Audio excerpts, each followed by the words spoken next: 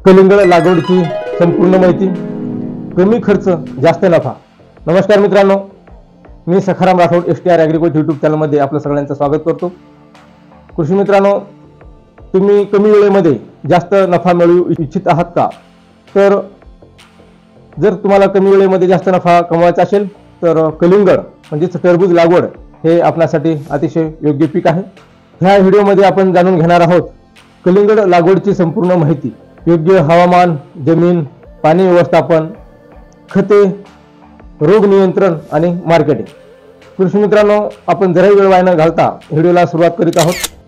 परंतु त्याच्या आधी जर आपण STR ॲग्रिकल्चर यूट्यूब चॅनलवर जर नवीन असाल तर चॅनलला सबस्क्राईब करून शेजारील बेल आयकॉनला प्रेस करून ऑलवर क्लिक करून घ्या, जेणेकरून अशीच नवनवीन माहिती आपण या चॅनलच्या माध्यमातून देत असतो आणि शेतकरी बांधवाच्या फायदेशीर अशी माहिती ह्या चॅनलच्या माध्यमातून मिळत असल्यामुळे शेजारील बेल आयकॉनला प्रेस करून ऑल केल्यामुळे माझे जेही व्हिडिओ पब्लिश होतील ते सगळ्याच्या आधी तुम्हाला त्याची नोटिफिकेशन आल्यामुळे पाहण्यास मिळेल।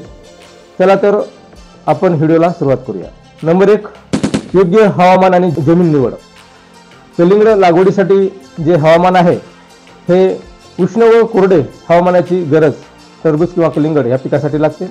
जमिनीच्या बाबतीत जर पाहायचं झालं तर हलकी, कसदार, वालुकामय आणि पाण्याची निचरा होणारी जमीन, ज्याचं आम्लविम्ल निर्देशांक म्हणजेच pH हे 6 ते 7.5 pH असणं खूप गरजेचं आहे आणि अशा पद्धतीची जी जमीन आहे ही अतिशय सर्वोत्तम।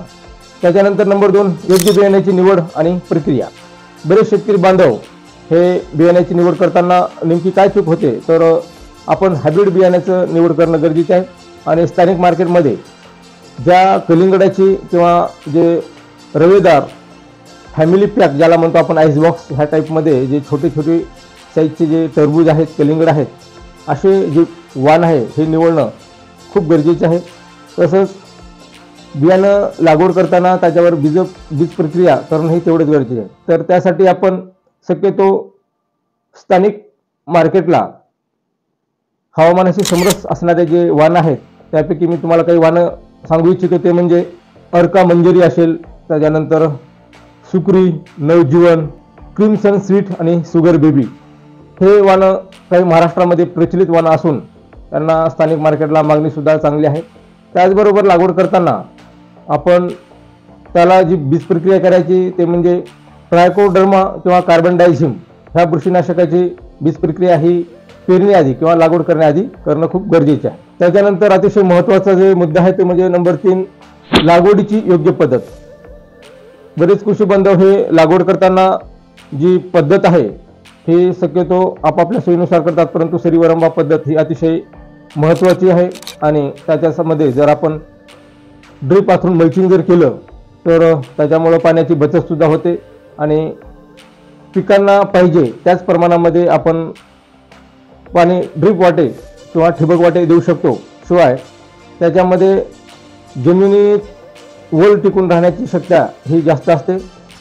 मल्चिंगमुळं जे पाण्याचं अपव्यय किंवा वाफेद्वारे जे ओल आहे ही कमी होत नाही, शिवाय जे तण निघणार आहे, गवत निघणार आहे त्याच्यावरचा खर्चसुद्धा टाळला जातो। आपण ड्रिप वाटे पिकांना दिलेले खत किंवा सूक्ष्म अन्नद्रव्य असेल, वॉटर सोल्युबल खतं असतील, हे पुरेपूर त्या झाडांना आपले जे मुख्य पीक आहे त्यांना लागू होत असल्यामुळं जे गवत असेल किंवा तण असेल तर हे यांना न उगू दिल्यामुळं आपल्या खतामध्ये तसंच खर्चामध्ये सुद्धा बऱ्याच प्रमाणात मजुरीवरील खर्च असेल किंवा खतावरील खर्च असेल हे वाचते किंवा त्याच्यामध्ये बचत होते। त्यासाठी आपण शक्यतो लागवड करताना सरीवरंबा करून त्याच्यावर ड्रिप आथरल्याच्या नंतर आपण मल्चिंग करून घेणं खूप गरजेचे आहे। कारण सुरुवातीच्या 30 ते 35 दिवस हे कलिंगड किंवा टरबूज या पिकाला जास्त प्रमाणात लागते आणि त्याच्यानंतर जसं फुलधारणा होते त्याच्यानंतर थोडं थोडं कमी करत आपण पाणी हे कमी करत जाणं खूप गरजेचे आहे। सरीवरंबा पद्धतीत लागवड करताना प्रत्येक खड्ड्यामध्ये म्हणजे 1.5 ते 2 मीटरचे अंतरावर जे खड्डे करणार आहोत प्रत्येक खड्ड्यामध्ये आपण 2 ते 3 बिया टाकणं खूप गरजेचे आहे। शिवाय उगून आल्याच्या नंतर प्रत्येक खड्ड्यामध्ये सशक्त असे एकच रोप ठेवणं गरजेचे आहे।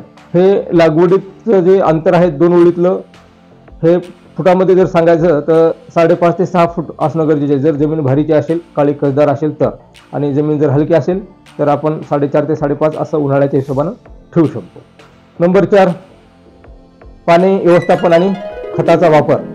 कलिंगड हे पाण्याच्या कमतरतेला सहन करू शकत नाही, कारण कलिंगड हे त्याला सतत आणि नियमित पाणी लागत असल्यामुळं सुरुवातीच्या काळामध्ये त्यांना जास्त प्रमाणात म्हणजे कलिंगड लागवड केल्याच्या नंतर 30 ते 35 दिवसापर्यंत हे जास्त प्रमाणात नियमित पाणी देणं गरजेचे आहे. आणि फळधारणा सुरू झाल्याच्या नंतर पाणी हे कमी कमी करत जा, जेणेकरून फळधारणेच्या काळामध्ये फुल सेटिंग व्यवस्थित होईल, तसंच स्वीटनेस सुद्धा वाढेल. फळामधील जे गोडवा आहे ते वाढण्यासाठी पाणी हे कमी करणं गरजेचे आहे. खत व्यवस्थापनासाठी कंपोस्ट खत तसेच NPK म्हणजे नत्र, स्फुरद, पालास हे नियमित आणि योग्य प्रमाणात देणं गरजेचे आहे. त्याच्यानंतर नंबर 5, रोग व कीड व्यवस्थापन. कलिंगड या पिकावर शक्यतो लाल भुंगे, मिलीबग, फुलकिडे यांचा प्रादुर्भाव जास्त प्रमाणात होतो. तसेच भुरी आणि करपा रोग याचा सुद्धा नुकसान जास्त प्रमाणात होतो. शक्यतो नियंत्रणासाठी जैविक कीटकनाशक तसेच बुरशीनाशकाचा वापर करावा, कारण कलिंगड किंवा टरबूज हे कंझ्युम प्रोडक्ट असल्यामुळं ह्युमन बॉडीला म्हणजे मानवी शरीराला आरोग्याला धोका बसू नये म्हणून शक्यतो जैविक कीटकनाशक, बुरशीनाशक याचा वापर करायला पाहिजे.